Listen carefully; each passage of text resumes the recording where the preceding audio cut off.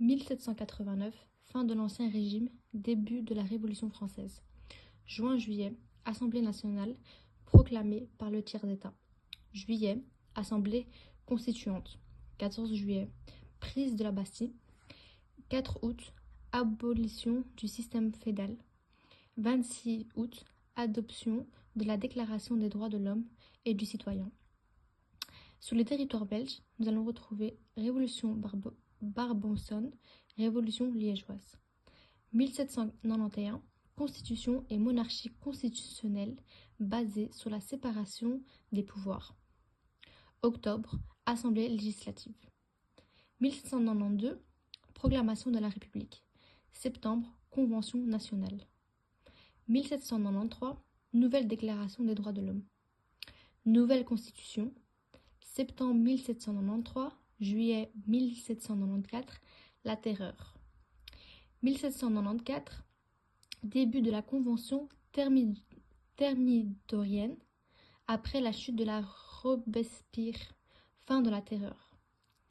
1795, nouvelle Constitution. Elle met fin aux principes démocratiques, aux droits sociaux et à l'insurrection. Seule l'égalité civile est maintenue. Nouvelle Déclaration des droits de l'homme. 1799. Coup d'État de Napoléon Bonaparte. 1810. Selon l'article 269 du Code pénal, la mendicité devient un délit. 1815. Signature du traité de Vienne. Le Royaume-Uni des Pays-Bas. Union des terrains belges et néerlandais sous le règne de Guillaume Ier d'Orange. 1830, Révolution belge et indépendance de la Belgique. Août-septembre, début de la Révolution bruxelloise. 4 octobre, déclaration d'indépendance de la Belgique. 1830-1846, unionisme. C'est une alliance entre catholiques et libéraux pour défendre l'indépendance belge. 1831, la Constitution belge. 7 février, adoption de la Constitution belge, monarchie constitutionnelle et parlementaire. 21 juillet, prestation du serment. Léopold Ier devient le premier roi de Belgique. Fête nationale de la Belgique. 1846, création du Parti libéral. 1846 à 1884, Parti libéral. 1884, création du Parti catholique. 1884 à 1914, Parti catholique. C'est un parti dominant qui soutient les valeurs chrétiennes et l'influence de l'Église dans la société, notamment dans l'enseignement de la charité. 1885, création du Parti ouvrier belge, POB, premier parti socialiste en Belgique, défendant le suffrage universel, de meilleures conditions de travail et la lutte contre les inégalités. Mars 1886, grève et émeutes à Liège et Charleroi. 1894, loi sur les mutualités. Nouvelle législation pour reconnaître les sociétés de secours mutuels, offrant son aide en cas de maladie, invalidité, naissance, vieillesse et décès. 1896, loi sur les subventions de l'État. 1900, loi sur les pensions de vieillesse. 1903, loi sur les accidents de travail.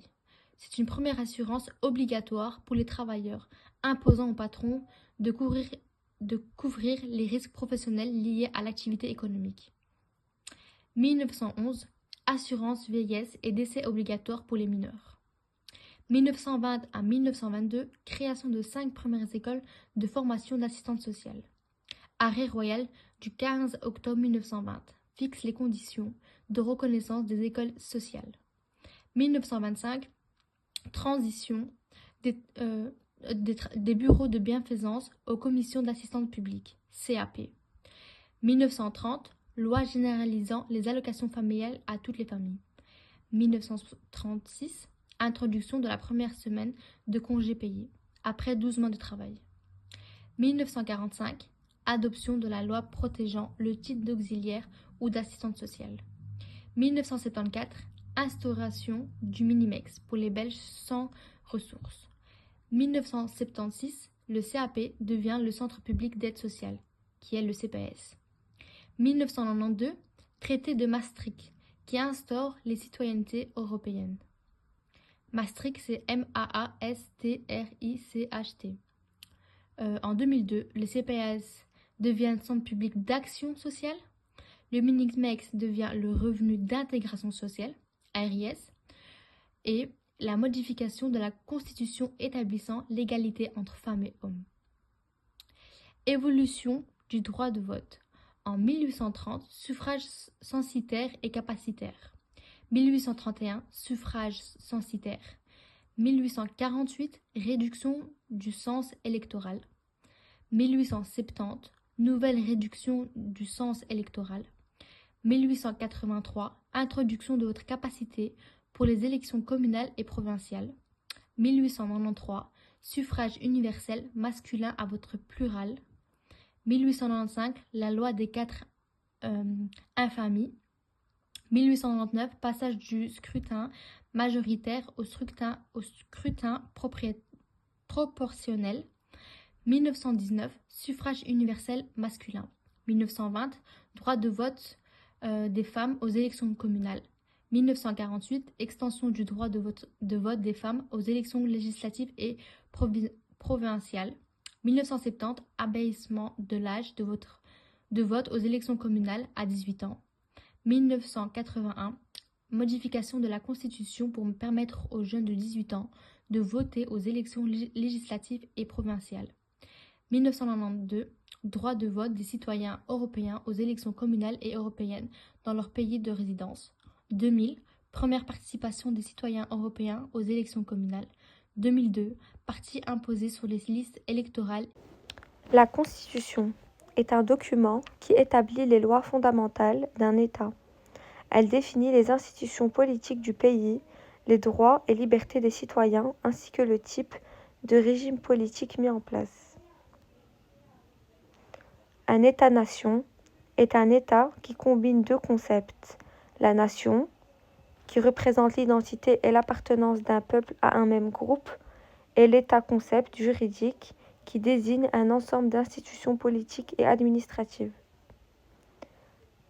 Le despotisme éclairé désigne une gestion de l'État qui s'inspire de l'idée des Lumières au XVIIIe siècle.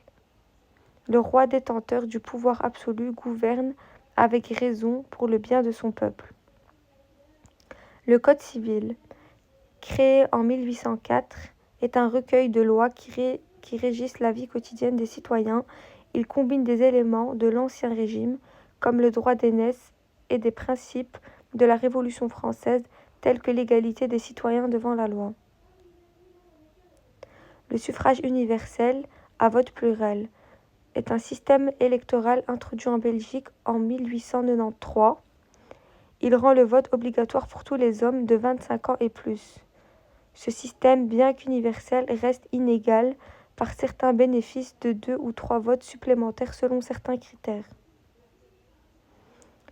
L'article 310 du Code pénal.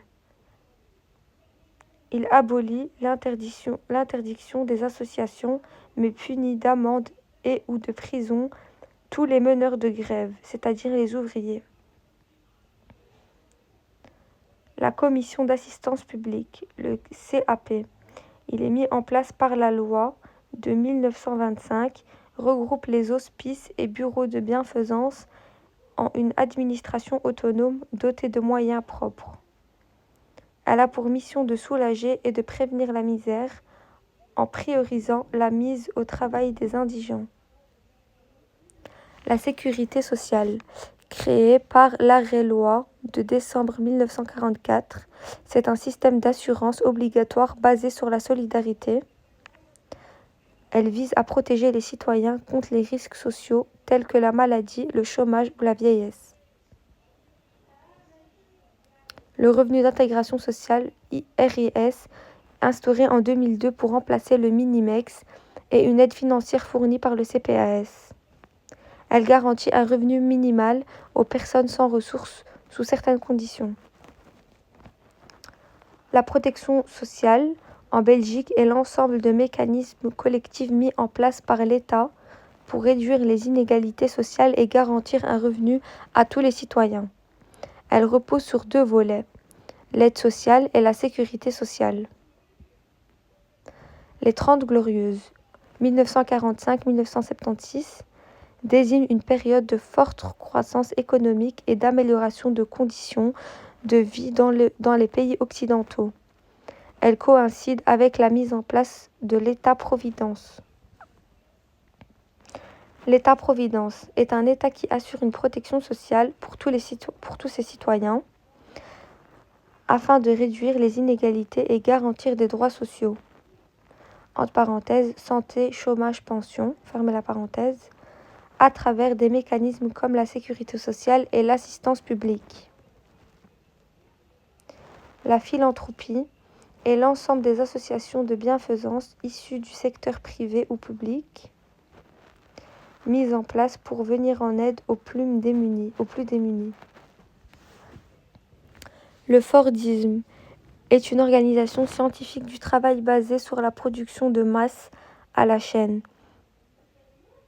la standardisation des produits et des salaires élevés pour encourager la consommation. La révolution industrielle, qui commence dans la seconde moitié du XVIIIe siècle, se caractérise par le passage progressif de la production manuelle à une production mécanisée de masse.